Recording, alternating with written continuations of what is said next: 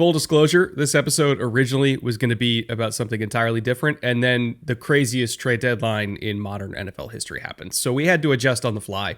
We're recording this the day after the trade deadline. Sauce Gardner is a Colt. Quinnen Williams is a Cowboy. Picks are flying all over the place. The Jets have like 5 first-rounders in 2 years now. We got Jacoby Myers to the Jags. We got Rashid Shaheed in a very sneaky, great trade going to Seattle. The Eagles got a good pass rusher for a third rounder that they only have to pay $1.5 million in salary. A lot of stuff happened. So we're going to do our best to break down the best and the coolest trades from this week. Before we get into it, EJ, any opening words? Holy crap! It was a lot of fun yesterday. We always do this. We always kind of forget or play it down. Oh, trade deadline. Yeah, we'll do something about the trade deadline. And then trade deadline day comes and it obliterates our entire day from like 10 in the morning until 5 at night. We're just like, what? Who did what? And now we get to talk about it. So it's going to be a lot of fun.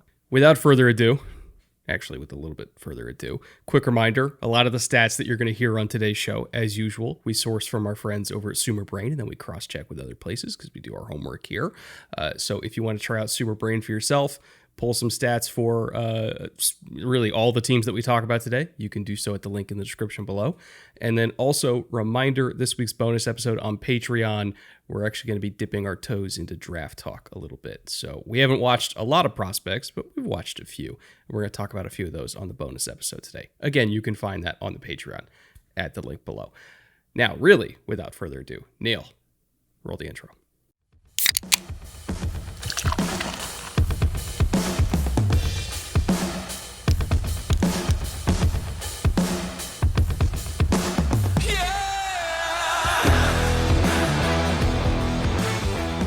Welcome to the Bootleg Football Podcast. I'm Brett Coleman. That's EJ Snyder. We have seismic moves to break down today. Quite frankly, I don't even know where to begin because of all the Jets stuff. There's multiple different angles we can attack this from. We can look at the Colts angle first. We can look at the Cowboys angle first. We could look at the Jets amassing more ammunition than they've had since 3 years ago, I guess. EJ, where do you want to begin? I think we probably start with Jets and Jets adjacent, which in this terms is Colts and Cowboys.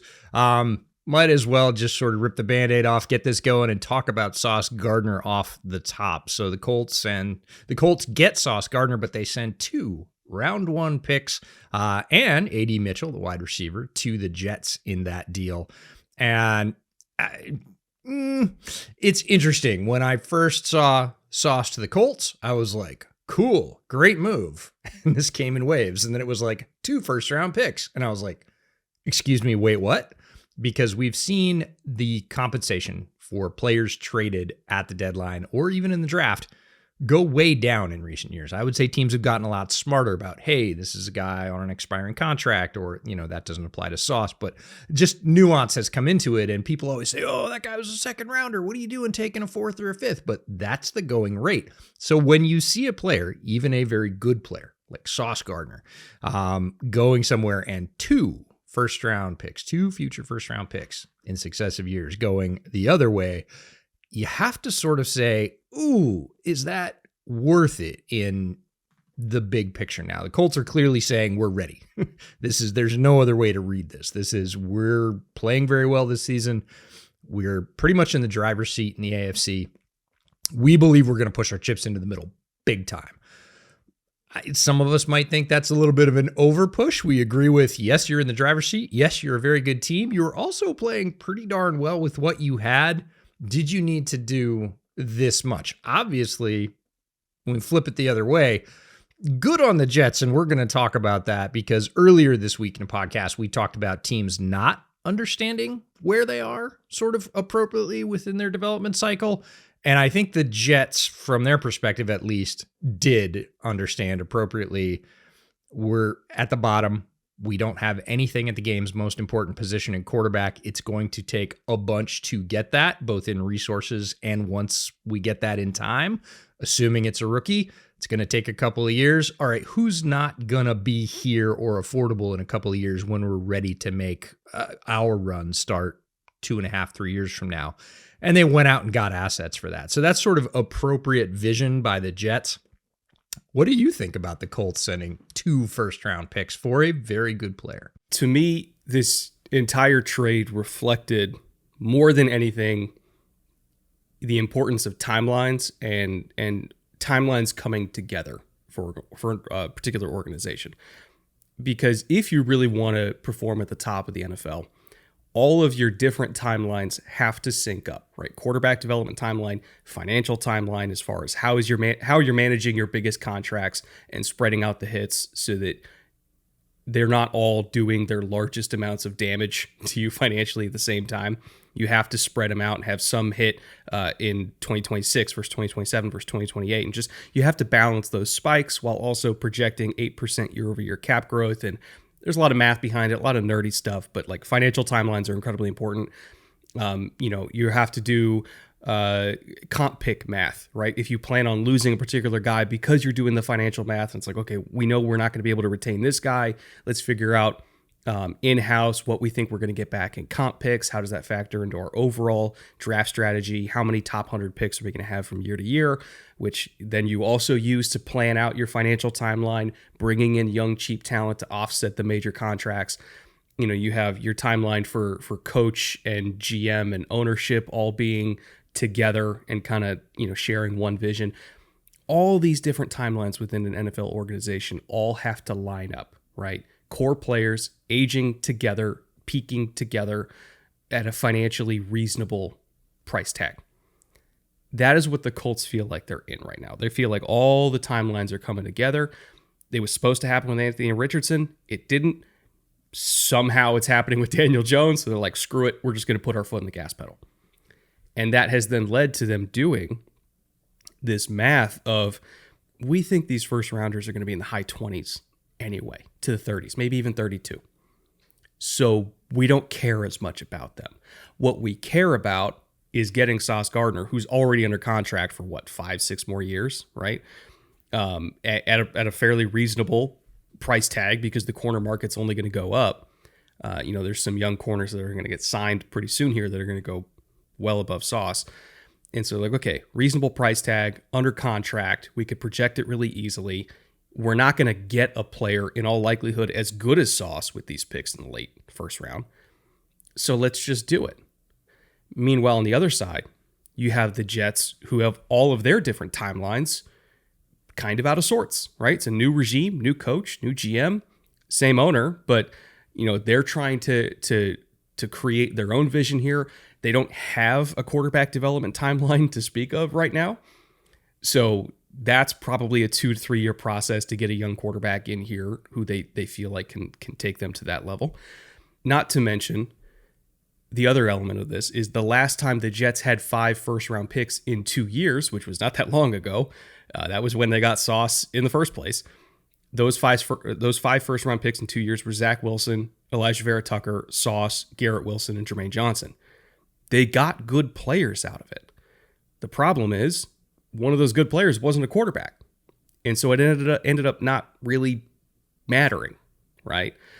So to them, they're getting these first round picks to just reset the timeline, the financial timeline, the age timeline, the talent timeline. Like, they're trying to build again from the ground up so that everything peaks together with ideally a young quarterback. But they have to hit on that quarterback pick, or they might find themselves doing this again in 2030, 2031. So you just have to have faith in the Jets front office. They're going to make a better decision than what the Jets have historically done at this position. You have to have faith that they're going to keep pouring resources into the offensive line, which they have done in the last few years, and they've been successful at that. They have young offensive line pieces that we like. You have to have faith that, they're going to figure out what the hell is going on with Brees. I thought for sure they were going to trade him. They didn't. Maybe they have plans for him and want to pay him and be a cornerstone that helps a young quarterback develop. Again, speculating here. Garrett Wilson was apparently untouchable. So again, they're retaining the pieces that they feel like is going to help their quarterback development when they get one, but they have to nail that pick. If they throw that pick away or picks away on another young quarterback that doesn't develop well, then we're going to be right back here again. So I think they know that.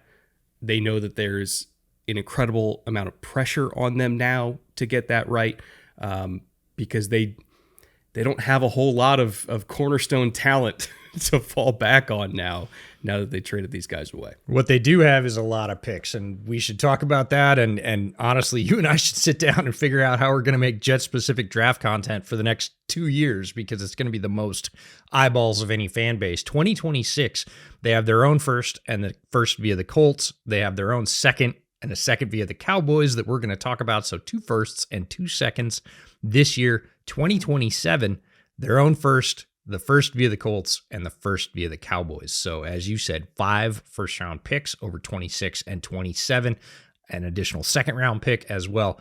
The Jets are going to control the top of the draft for the next 2 years. They can do whatever they want. They can trade those picks forward. They can mass them all, go get a player they want. They can trade one away and go down and get more picks.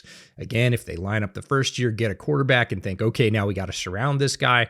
They can take one of those 3 firsts the next year, still have, this is nuts, 2 first-round picks and trade a first-round pick away, maybe even the highest one, for multiple picks, and go get a lot of players to build the base around that quarterback if they nail that pick.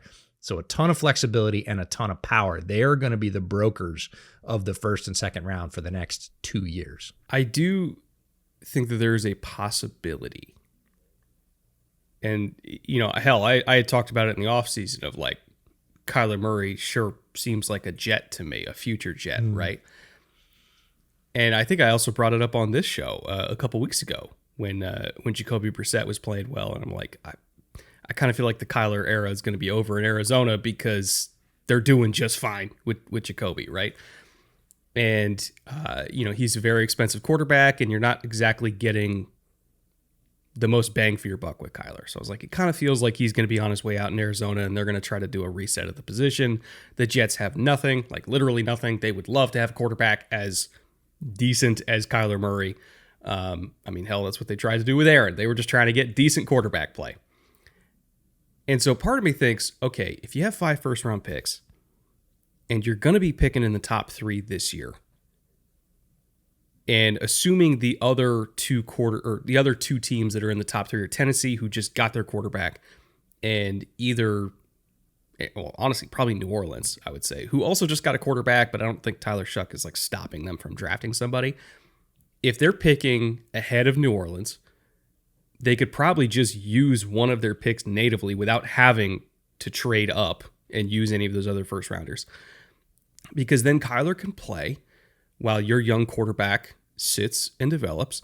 You keep pouring resources into the offensive line. You pay Brees because they're going to have $94 million in cap space. So A, they could eat Kyler financially, and B, they have the money to pay Brees. You be a strong, run-centric team that doesn't put a lot of pressure on the quarterback position. You have a solid starter. Defense, probably going to be a disaster, but it's not like they were playing super great anyway, even with Quinn and Sauce. So it's, again, I don't care that much about it. But you just keep pouring resources into the support structure around a young quarterback so he can develop at his own pace. You're not tied to Kyler really long term. And hell, you might not even have to give up a first for Kyler. Like, you might be able to get that done for less than a first, depending on how desperate Arizona is to reset their own timeline. And I feel like if you're just using every single resource you got for these defensive players to develop a quarterback, and then you figure out the defense later in the QB development timeline, that's probably the better way to go about it. Like, objective number 1 for this organization, make a young quarterback work. Like, we saw what happened in New England. They were objectively an awful team. They built a supporting structure around Drake May. They invested in the offensive line. They invested in the weapons. They got a new coach. All of a sudden, the Patriots are good. Like, invest in making a young quarterback work. Also did in Chicago. And you could figure out the defense at a future time. Like, you can rebuild a defense way quicker than you can build a supporting cast for a quarterback. So do that first and just hope they don't mess up the picks. Like, honestly, that's all Jets fans can hope for, is just hope we don't mess up the picks. Yeah, and they've got to be aggressive about it. We've said this before many times on this show. Quarterback is the most pivotal position in the NFL, and if you don't have one, you need to take swings until you get one. You can't stop, and the Jets stopped.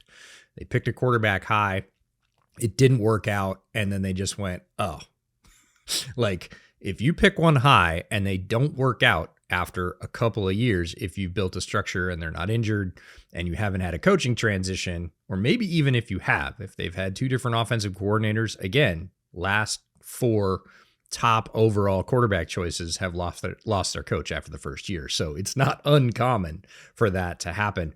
You need to keep pulling the trigger until you find an option. And I don't care what the option is. I mean, look at Indianapolis on the other side of this trade. We didn't think the option was Daniel Jones. It worked out for them for whatever reason. And it could go the same way for the Jets. You're talking about Kyler, absolutely a reasonable option. What about Mac Jones, right? Max played really well out in San Francisco. Like, do they want to give him up? I don't know. But does he want a starting job as a bridge for a year? Like, go get Mac Jones, pick up your first rounder with your top pick. Again, the projected order right now, and this of course can change before the end of the season, is New Orleans number 1, Tennessee number 2, and the Jets at number 3.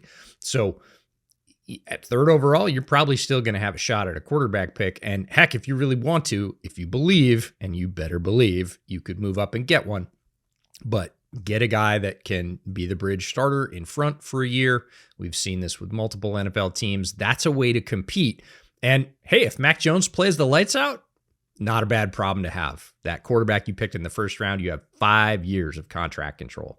So if you get a good year or two out of Mac and that makes you competitive more quickly, good for you.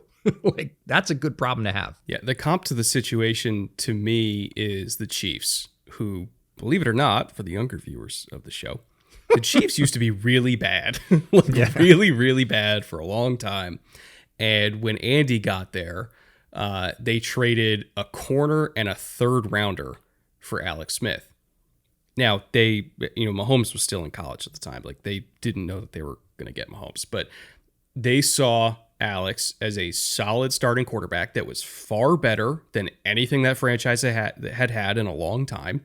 He was coming off of success under Harbaugh in San Francisco, and then Kaepernick was doing Kaepernick stuff and shattering quarterback, rushing records. They're like, okay, he's dynamic talent. I think he got a $100 million deal. And like, we can't have two quarterbacks here. Like, Alex Smith is good enough to start somewhere. Let's get something out of him. So they traded him for a corner and a third rounder. And Alex Smith was a very good solid starting quarterback in Kansas City that acted as that bridge player so that they could not gamble, but they felt a hell of a lot better about drafting Mahomes high in the first round because they knew he didn't have to play immediately. And again, it gave them more cushion in Mahomes' development timeline.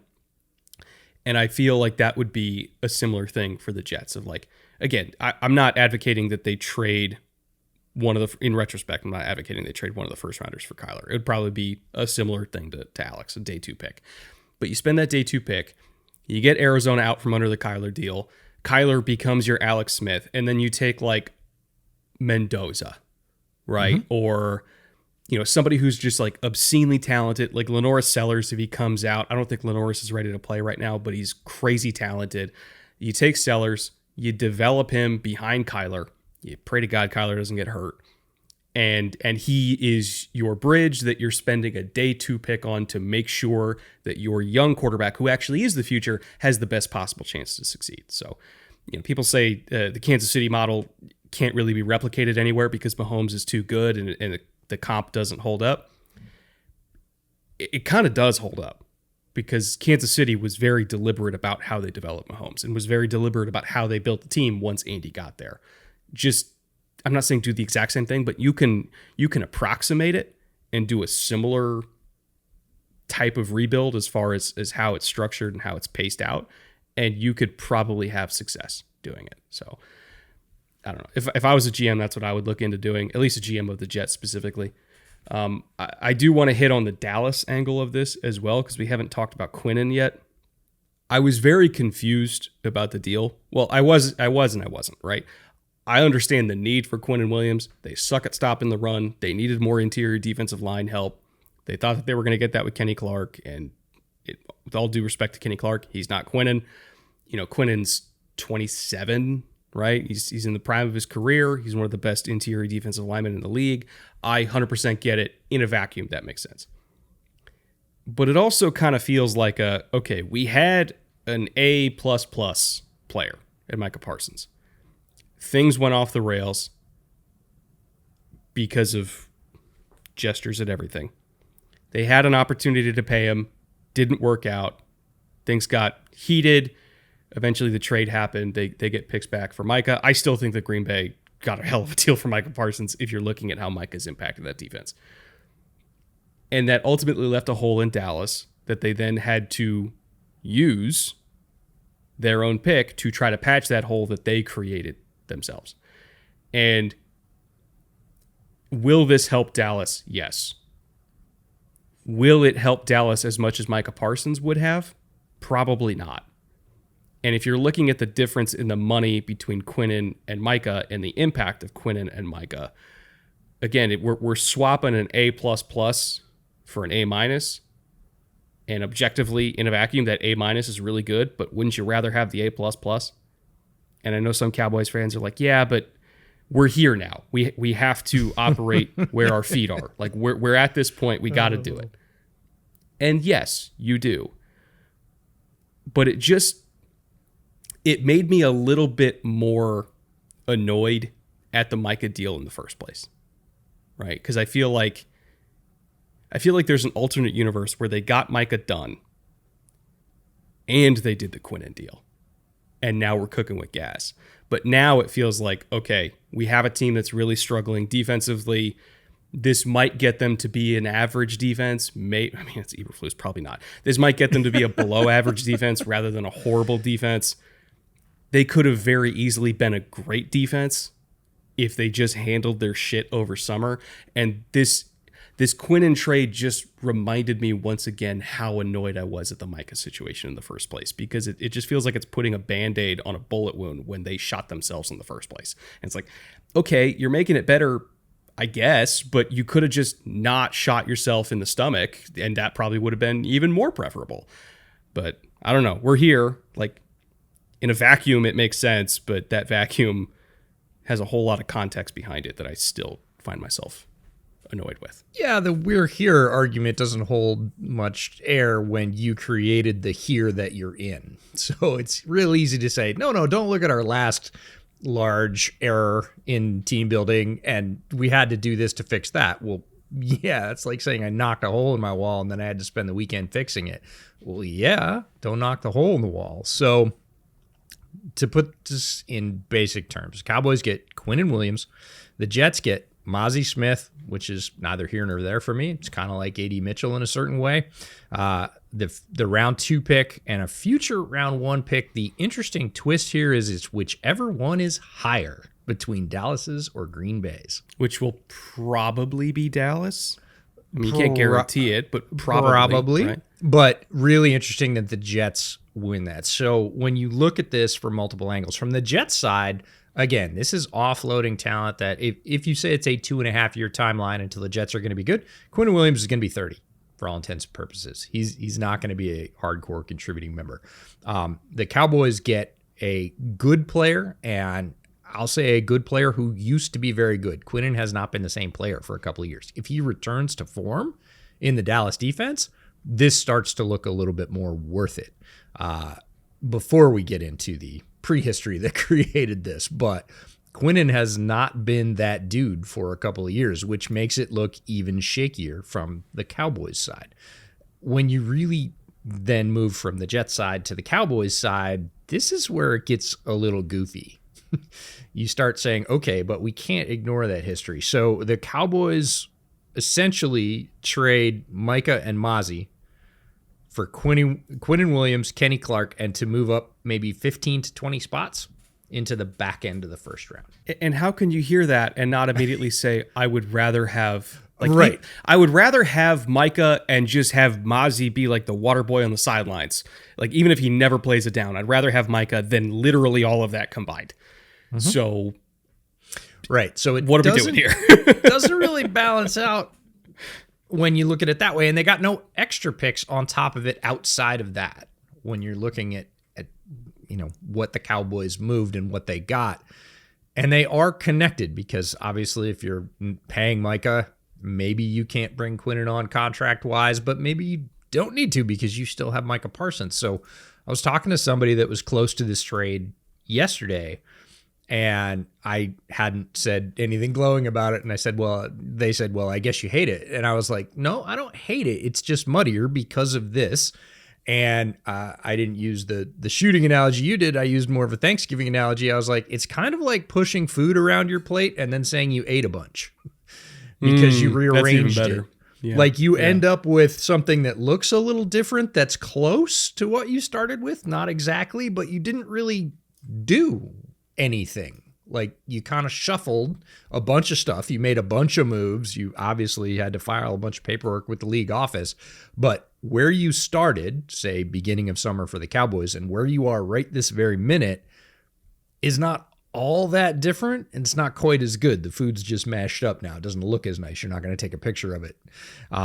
But you didn't really make like motions. You didn't save a bunch of money or gain a bunch of picks or really relatively change the position of your team. You're kind of in the same place. It's just a little bit worse, maybe. Like if you're looking at it overall, again, would you rather, playing the would you rather game, would you rather have this or would you rather have that? I don't know. All things being equal, I think I'd rather have Micah. There was a personality aspect to this. There always is.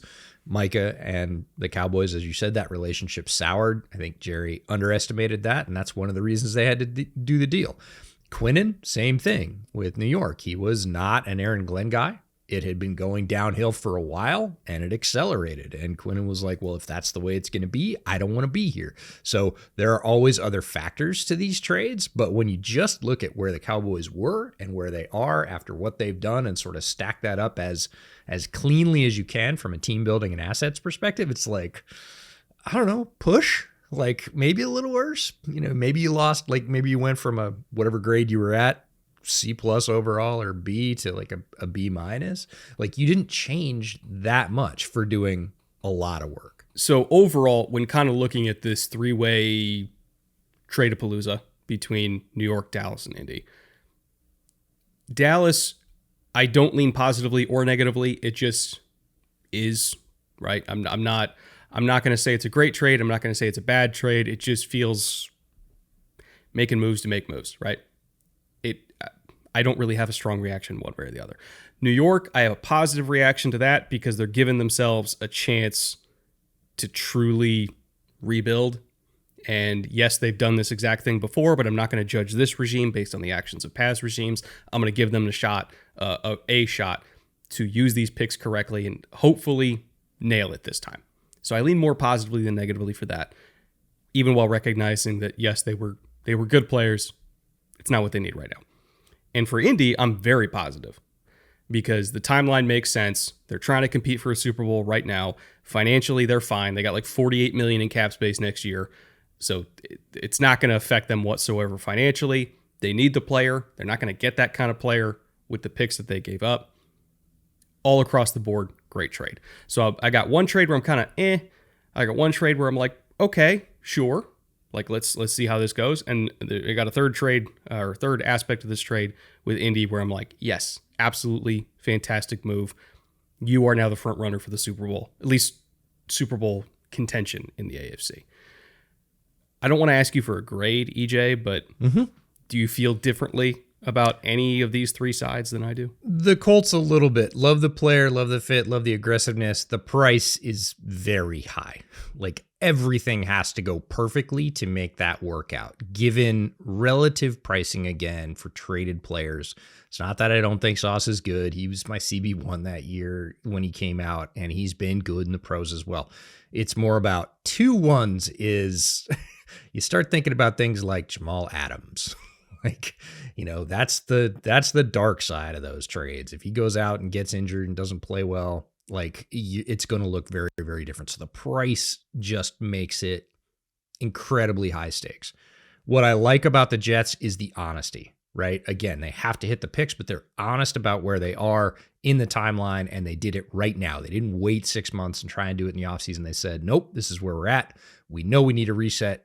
To reset, we need pieces. We're going to get pieces. And honestly, I think they did well. If I'm saying I think the Colts gave up too much, I mean, that means the Jets got too much, which is good for them from a regime building standpoint. So I like the honesty and I like the haul, quite frankly. Cowboys very much feels like a push to me. It doesn't really move the needle. I actually like the Logan Wilson grab from the Bengals because I think Logan Wilson might fit better in what Eberflus wants to do. He'd been benched in Cincinnati. He'd shown more under Anarumo when Anarumo was the Bengals defensive coordinator. And I think he's like a better version of Jack Sanborn. And we know Eberflus loved Jack Sanborn and took him with him to Dallas, essentially. Like, I think Logan Wilson could have a little bit of a resurgence here, and it was definitely time to move on from Golden's defense and the Bengals. That was good for neither side. Bengals get a seventh out of it. It's not a big deal, but I think like the smaller deal for the Cowboys might be like just a better value. So Cowboys overall, kind of a push. Jets, love the honesty, love all the potential for the future. And the Colts, like, if it works, they're going to be geniuses. And yes, they're probably going to end up playing in a Super Bowl pretty soon. If anything goes wrong, people are going to look back at that trade and say, you paid too much. Before we get to the next trade on the docket, Rashid Shaheed going to Seattle, I do want to remind people, starting in week 11, we have a season-long pick'em contest going with our friends over at Underdog. So again, you still have a little bit of time to sign up for that. If you're already on Underdog, head to the link in the description below or at the pinned comment. You put in your Underdog username and your email, and they track it all on their end. And if you're new to Underdog, you haven't signed up before, if you use promo code Bootleg, you do a $5 play, you get $100 in Underdog credit. This season-long pick'em contest has a lot of prizes. $3,000 in Underdog credit. Second place is $1,750. Third place is $1,000. Goes all the way down to 10 winners for the season long. Top 3 get a full-size bootleg helmet, not just the minis, and you get the shirt. And the grand prize winner also, on top of that, EJ and I are going to send you an exclusive bottle from a barrel pick that we did with Woodinville Whiskey Company. There's maybe going to be 100 bottles out of that entire barrel because it was, as it told to us, they call it a short barrel. So the angel share was pretty heavy on this one. So it's very, very concentrated.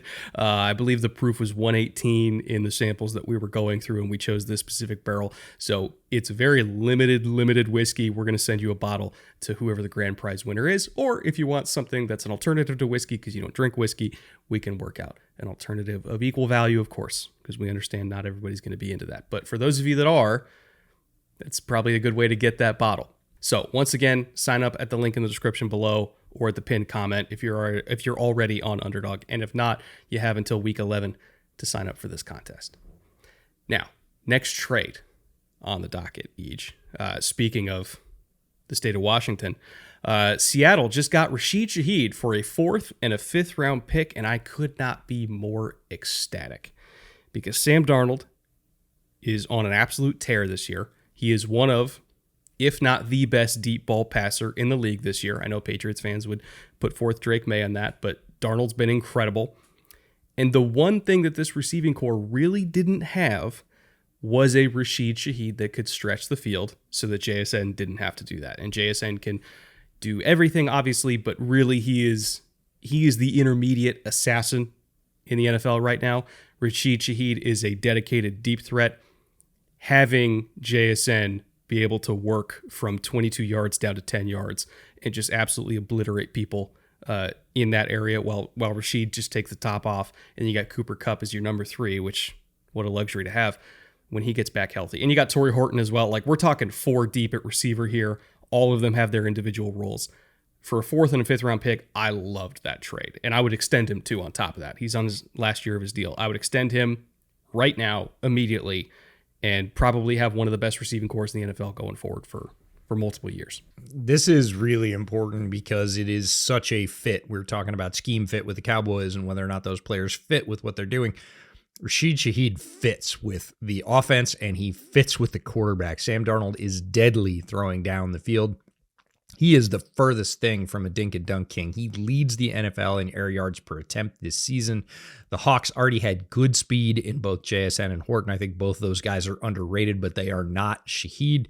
And they essentially become uncoverable with this move. When those 3 are on the field together, they are essentially saying our 3 are better than your 3 Our three receivers are better than your three top corners. Somebody's coming open. And if it's Shaheed, it's going to be a chunk. And that is going to happen in that offense because sometimes we see teams add players that I think are aspirational players. They're like, we want to have a deep passing game, so we're going to go get Rashid Shaheed. And you're like, well, the problem is your quarterback can't throw deep and your offense never does. So neat, he's going to be wasted. Not the case with the Seahawks. They already have the offense and the quarterback in place.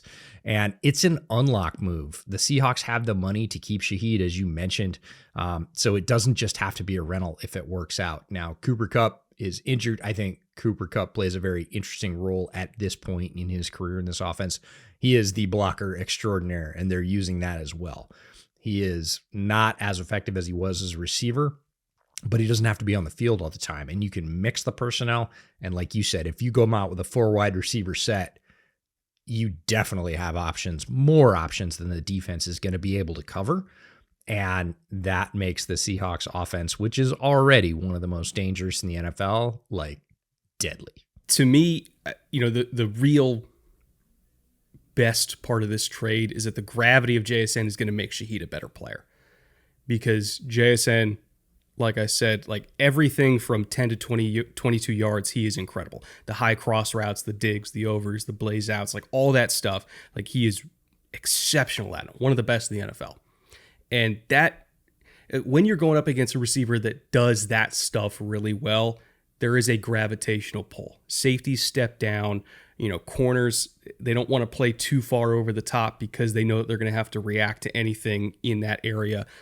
And you end up with these looks where the middle of the field is wide, like deep middle of the field is wide open, because safeties would rather risk a quarterback, trying to hit the deep post, which is I don't want to say it's a low possession ball, or a low percentage ball, but it's a lower percentage ball than hitting JSN on a dig. And so these safeties take chances, right? And after seeing JSN just catch 3-4 of those in a game, like they're going to step down. And Darnold has the ability to hit that deep post. Rashid has the ability to accelerate away from the corner and run to grass and track it and make that catch. Like safeties will take chances on it because they don't think that a lot of teams can hit that ball, but the Seahawks can. They've done it without Rashid so far this year. So that gravitational impact of JSN is just going to make Shaheed even more impactful. I'd be willing to bet like first game he's on the field, we see them throw at least 2 of those, probably catch one of them, and get 50, 60 yards out of it, like immediately. And the thing that sort of is very personal about this trade for me is we've been Shaheed fans for a while, and Olave is good. The quarterback situation has gone up and down in New Orleans. You're always sort of secretly hoping, like, what if Rashid Shaheed could go to a place where they would throw him 3 deep balls a week instead of 1 every other week? Like, what would happen? And now we literally get to see it. This is like a Madden trade. Like, I'm going to take one of the fastest receivers in the league, and I'm going to put him with one of the guys that's throwing the best deep ball in the league. And I'm just going to watch what happens. And as football fans, that should be exciting. I don't care whether you're a Seahawks fan or not. Another receiver trade happened elsewhere in the league. The Jags traded for Jacoby Myers for a 4th and a 6th. Reminder, Shaheed went for a 4th and a 5th, so slightly less value for Jacoby Myers, but fills an equally important role in Jacksonville, although a very different role than what Shaheed's going to do in Seattle. And that role for Jacoby is just catch the ball, right? The Jags, we've talked about it multiple times this season, leading the league in drops before the bye week, leading the league in penalties before the bye week. Trevor, I think, was good, but not spectacular. He had a whole bunch of misses himself. Was second also in the league in dropped interceptions. So he's had some up and down moments. Receiving core has had way more down moments than up moments. Overall team had a lot of down moments with penalties. And I think Liam Cohen before the bye week also wasn't exactly coaching his ass off either, I guess is the way to put it. They were extremely screen reliant. They had the 3rd highest screen rate in the NFL, despite being 26th off the top of my head, in terms of efficiency on screen passes, for EPA per play, explosive rate on screens, like yards per play on screen. Like, they were not a good screen team, and they did it a lot for whatever reason. They actively avoided running the ball, even though they actually were really good at running the ball. They were 27th in run pass rate before the bye. Got that corrected a little bit against the Raiders, finally, and they had success with it. But like, This was a team that wasn't calling their offense to their strengths. And even when, Trevor, threw a beautiful ball down the field, it would get dropped. Or even when Trevor threw a beautiful ball and it didn't get dropped, they would commit a penalty and bring it back. Like, this team just couldn't stop getting out of its own way. And like, you see the potential for this offense to be really, really, really good if they would just stop shitting the bed at every possible opportunity. And so you bring in a guy like Jacoby Myers, who his calling card is just not shitting the bed. Like, he averages 1 drop every 7 games, like 2.5 drops per season in the last 3 seasons. There's been games where BTJ's had like 2 or 3 in 1 week, So like, getting a guy who's just reliable can immediately improve the overall ceiling and the floor of this offense by just catching the damn ball. Is he as dynamic athletically as any of the other receivers on this team? No. But he's still going to end up being productive, and he's still going to end up being their most reliable target, which ever since, Christian Kirk, hasn't been in this building, and ever since Christian, before he got injured last year, like, that was what Trevor needed, just somebody who could be reliable and catch the damn ball. This is, I think, kind of getting that element back for them, and my God, they've needed it. They absolutely need it. There's no question about that. I think Myers is probably the best available, and when I say available, there's like reasonably available and like pie in the sky available, which is what NFL fans love to sort of focus on, but Myers was definitely available. And my notes are the same. He provides a predictable, reliable option who will be where he needs to be, where Liam Cohen needs him to be in the offense when he needs him to be there. And does that mean he's the fastest or the flashiest or anything else? No, it doesn't. He's not, but he is that. He is very reliable, and when he's there, he will catch the damn ball. And it also helps slot other players on this offense into the proper places. They announced today that Parker Washington's going to stay in the slot. Yay for all the Parker Washington fans out there. He's been very good over the past couple of weeks, but now he doesn't need to float outside. Myers can occupy that spot. BTJ can do what he's going to do. Hopefully they get some more dynamism out of him, but the drops will hurt less when you know that the number 2 option in the offense is reliable and on time, and Myers can be that. What it doesn't change is that Trevor's not suddenly going to get more accurate with his throws. And if that doesn't change, not much will change for this offense overall, because when Trevor's on, he's really on, but he's not really on that much. Even on what I will call basic meat and potatoes throws of the offense, you often see the ball placement be pretty darn bad. Behind the receiver, high, just where it has to be a really difficult catch, and it really shouldn't have been. There was a big window. He just mistimed or misplaced the ball. It's not his strength. When he's drilling it, you go, oh, why don't you just do this all the time? But he does it about a 5th or the 3rd of the time. So Myers is going to clean up some of that as well, but until Trevor really starts to dial it in, and maybe the predictability will help him there. Maybe he's been struggling with that timing and chemistry because receivers haven't been where he expected them to be. Myers will be that. He is kind of like a metronome. He is going to be on time and on target. And I loved what you said about physically talented. It reminds me of Jacoby Brissett and Kyler. Like, Kyler is a more dynamic quarterback, but Jacoby Brissett is clearly a better quarterback for the Cardinals because he does predictable things and he does them well, and the whole offense functions better because of it. I'm hoping for Jags fans that Myers can provide that element that will be a bit of an unlock for the rest of the offense, and to your words, let them get out of their own way a little bit more. Yeah, because, ETN can probably have a bunch of big weeks in a row if they just convert on 3rd and 5 and give him more first and 10s to run on. But if you just have these stretches, which again, it hasn't been every week, but there's been a few weeks this year where it's just like the offense can't stay on the field for more than 4 or 5 plays. And it's like, we got to get into a rhythm here so that the ground game can really do the stuff that their ground game is capable of, which is be one of the 5-6 best run games in the NFL. They need to be able to convert on those 3rd and 5s, which he's going to be able to do. Now, as far as getting off the field on 3rd and 5, the Eagles made a really, really sneaky trade, kind of kicked off the trade deadline for everybody, so it's gotten forgotten by now. But they just picked up Jalen Phillips for a 3rd-round pick, and Miami converted, it was like $5 or $6 million of his salary into a signing bonus, so basically paid down the salary. So Philly's just paying $1.5 million for Jalen Phillips this year. And even if he leaves, he's probably going to sign an extension that will get them back a third-round comp pick.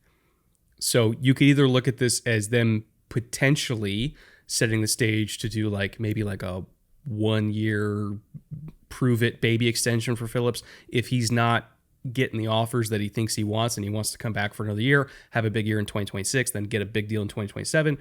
They might get him for 2 years because of that. But at worst, you're probably looking, if he performs really well in the back half of the year and then signs a big extension now, you're probably going to get a third back for him anyway. So it's a rental from that standpoint for $1.5 million. And this is an edge rusher who, if you're looking at true dropback passes this year, so non-RPO, non-screen, non-play action, like actual dropbacks, he's 11th among all edge rushers in terms of pass rush win rate. He's a really good player. And I know the box score production hasn't been reflective of that, but if you're looking at just down-to-down efficiency, and of course watching him on tape as well, he doesn't get a whole lot of support there with that Dolphins pass rush, so a lot of times quarterbacks can just easily step up away from him, but he's still winning. You pair him with Jalen Carter, where quarterbacks are not going to be able to step up at all, and not to mention they have to hold the ball a little bit longer because they're throwing against Quinion and Cooper and Jihad and Bond, and he's probably going to be really, really productive in Philly, a lot more productive there than he would have been in Miami. And you're at worst going to get just a later third round pick because you're going to be a comp pick rather than your natural pick. And you're only paying $1.5 million. This was a great trade by Howie. Really, really good trade. Tremendously good, and took the player that I was hoping the Bears would go after off the board. If I had to get an edge rusher, and the Bears did because Dio Dingbo went down with injury for the season, they were already struggling with pass rush before that. They definitely needed another player, and they got one in Joe Tryon-Shoyinka, but Jalen Phillips was much higher on my list. And certainly when you look at the sort of nuts and bolts of this deal in terms of very low financial impact, the potential to basically not just have it be a rental. I think rental usually is kind of a derogatory term.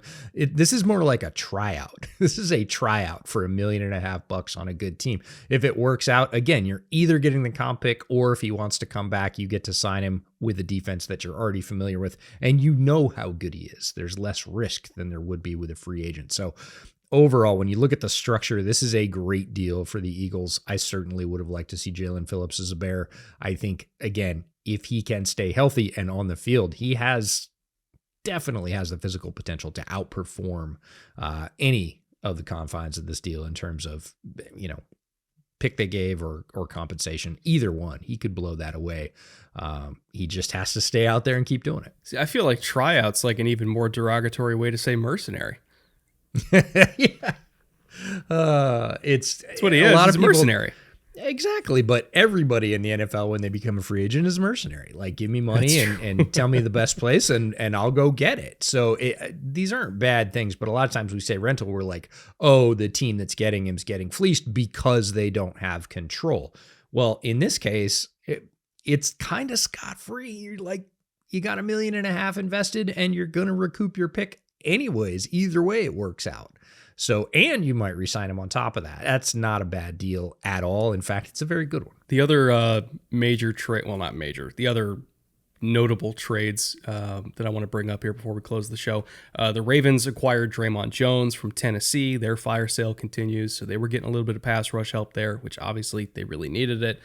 Logan Wilson to the Cowboys for a 7th.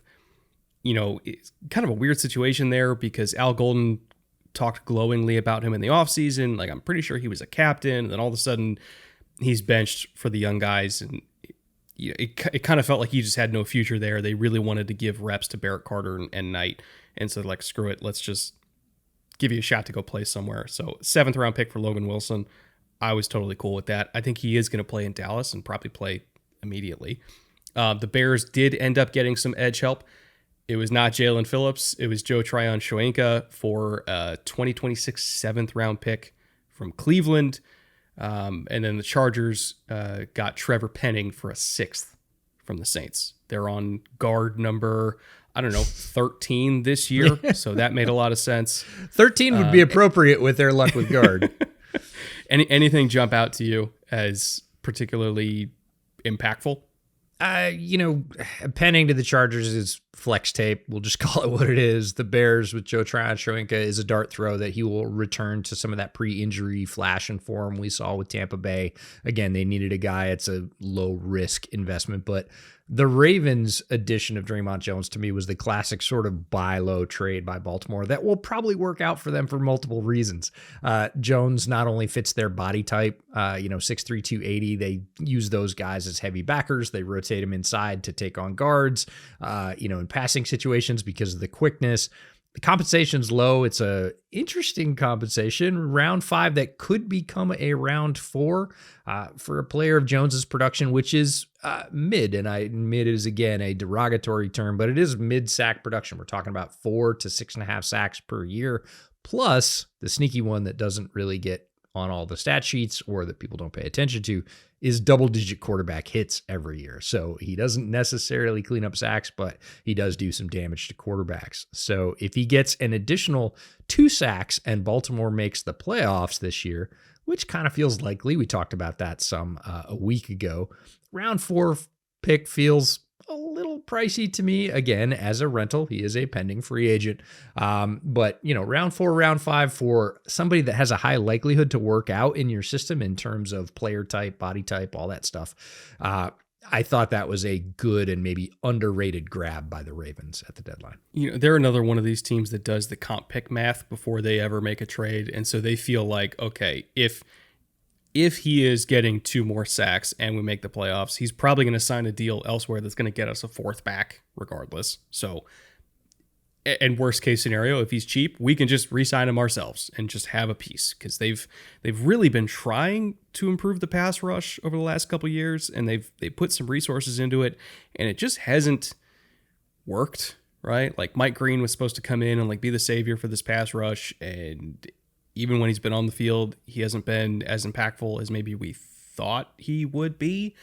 So they just really, really need it. And I wouldn't be surprised if they just extend him for a fairly reasonable number this offseason, because he is a solid, steady player, to your point. But worst case scenario, they're going to get that back in a comp pick anyway. So, again, the difference between competent front offices and incompetent ones is really stark around the trade deadline, because you can see the exact math they did for every move they make. I'm talking about the good front offices. Like, you understand immediately, like, they did this calculation, even if it doesn't work, they're getting this back. Like, it just makes sense.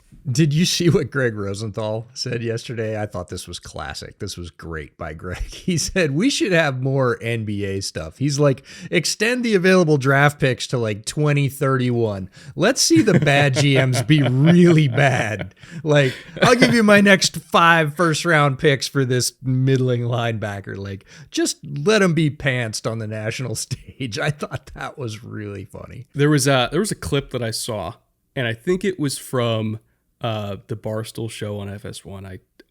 I don't watch it, so I didn't recognize who they were, but I think it was that. And it was a trade they brought up that I found really, really interesting. And it was, if the Chiefs could trade their entire team, including coaching staff, everything, trade everything to the Cleveland Browns right now in exchange for their first and second round pick for the next 45 years, do both sides say yes to that deal? Because the Chiefs have already won Super Bowls. They're already a dynasty. They've already experienced that. Now they can just get extra picks forever to potentially rebuild a dynasty and have the next 4 decades of success. Whereas Cleveland's never won anything. They're getting this core. They're getting Mahomes. They're getting Reed. Like, they might have some sustained success for the next few years and like give the people of Cleveland something to live for through the harsh Ohio winters. Would they do it? And I thought it was an interesting thought exercise of like, what would you trade for the rest of your life for like a 10-year window of success? Yeah, it's fascinating when you talk about, again, that sort of, the concept is the same. Can I push more assets in? This is, everybody goes back to the Ditka trade for Ricky Williams. I'll give you basically my entire draft for one player.